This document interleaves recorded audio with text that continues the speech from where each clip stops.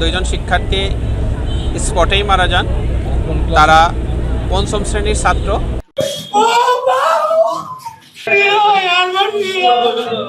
দর্শক, ভাবুন তো, স্কুল ছুটি শেষে দুই ছাত্র বাড়ি ফিরছিল। পরিবারের মানুষ হয়তো অপেক্ষা করছিল, কিন্তু সেই অপেক্ষা আর কোনো দিন শেষ হলো না। কয়েক সেকেন্ডের ভয়ঙ্কর এক সড়ক দুর্ঘটনা কেড়ে নিল দুটি প্রাণ, আর মৃত্যুর সঙ্গে লড়ছেন আরেকজন। কিভাবে ঘটল এই হৃদয় বিদারক দুর্ঘটনা?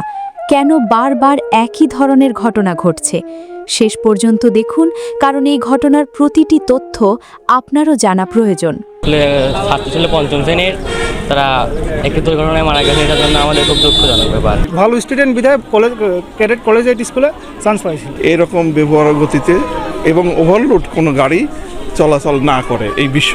দর্শক, আজকের এই প্রতিবেদনে আমরা তুলে ধরছি ঢাকার ধামরাইয়ে ঘটে যাওয়া এক মর্মান্তিক সড়ক দুর্ঘটনার বিস্তারিত, যেখানে মাটিবাহী একটি ডাম্প ট্রাকের চাপায় প্রাণ হারিয়েছে দুই স্কুল শিক্ষার্থী এবং গুরুতর আহত হয়েছেন আরও একজন।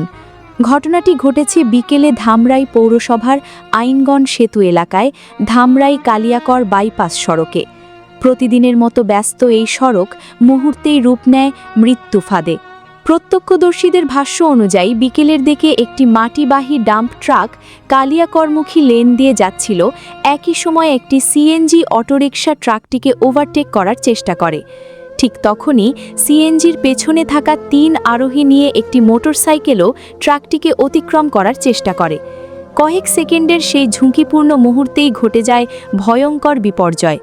মোটরসাইকেলটি ট্রাকের সামনে চলে আসতেই পেছন থেকে ডাম্প ট্রাকটি সেটিকে সজোরে ধাক্কা দেয়। সংঘর্ষের তীব্রতায় মোটরসাইকেলে থাকা 3 জন সড়কে ছিটকে পড়েন। কিন্তু এখানেই শেষ হয়নি সেই বিভীষিকা। নিয়ন্ত্রণহীন ডাম্প ট্রাকটি তাদের ওপর দিয়েই চলে যায়। এরপর কোনো ধরনের সহায়তা না করেই দ্রুত ঘটনাস্থল ছেড়ে পালিয়ে যায় ঘাতক ট্রাকটি। প্রত্যক্ষদর্শীরা ছুটে এসে আহতদের উদ্ধার করার চেষ্টা করেন, কিন্তু ততক্ষণে সব শেষ। ঘটনাস্থলেই প্রাণ হারান মহিম ও অনিক। তাদের নিথর দেহ পড়ে থাকতে দেখে পুরো এলাকায় নেমে আসে শোকের ছায়া। আর গুরুতর আহত আতাউল্লাহকে দ্রুত উদ্ধার করে স্থানীয় হাসপাতালে নেওয়া হয়। প্রাথমিক চিকিৎসার পর চিকিৎসকেরা জানান তার অবস্থা অত্যন্ত সংকটাপন্ন। পরে উন্নত চিকিৎসার জন্য তাকে ঢাকার একটি হাসপাতালে পাঠানো হয়। বর্তমানে তিনি সেখানে চিকিৎসাধীন রয়েছেন এবং তার সুস্থতার জন্য পরিবারসহ স্বজনরা প্রার্থনা করছেন। নিহত 2 শিক্ষার্থী সাভার ল্যাবরেটরি স্কুলের শিক্ষার্থী ছিলেন, যারা সকালে বই খাতা নিয়ে স্কুলে গিয়েছিলেন। বিকেলে তাদের মরদেহ ফিরল বাড়িতে। এমন নির্মম বাস্তবতা মেনে নিতে পারছেন না পরিবার, আত্মীয় স্বজন কিংবা এলাকার মানুষ। ঘটনার পরপরই স্থানীয়দের মধ্যে তীব্র ক্ষোভ ছড়িয়ে পড়ে।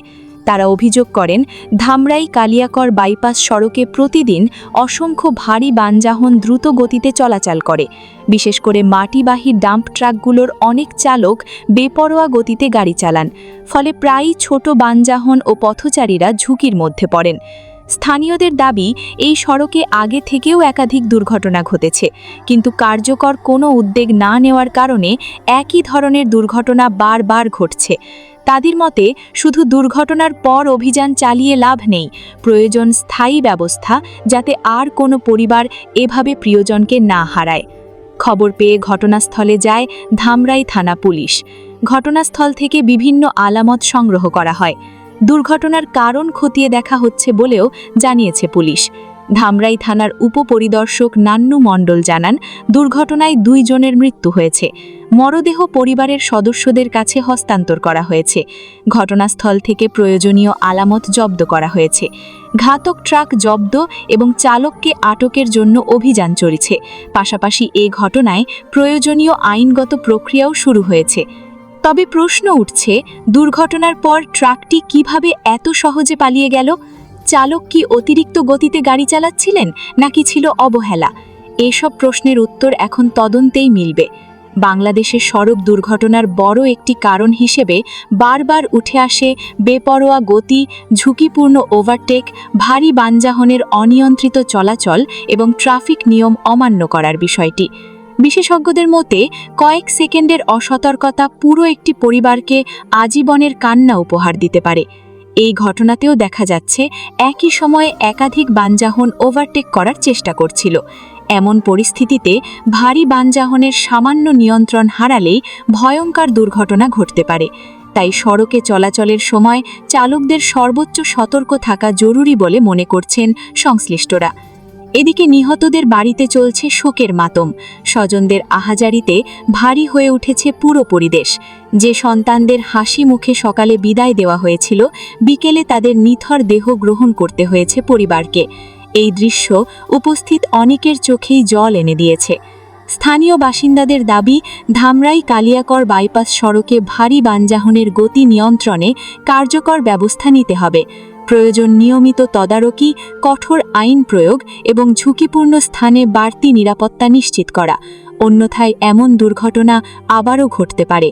দর্শক, একটি দুর্ঘটনা শুধু কয়েকটি প্রাণই কেড়ে নেয় না, ধ্বংস করে দেয় অসংখ্য স্বপ্ন, ভেঙে দেয় একটি পরিবারের ভবিষ্যৎ। তাই আমাদের সবার দায়িত্ব সড়কে নিয়ম মেনে চলা, ঝুঁকিপূর্ণ ওভারটেক এড়িয়ে চলা এবং অন্যের জীবনের নিরাপত্তাকে সর্বোচ্চ গুরুত্ব দেওয়া। এই মর্মান্তিক ঘটনায় নিহতদের পরিবারের প্রতি গভীর সমবেদনা জানাই। আহত আতাউল্লার দ্রুত সুস্থতা কামনা করছি।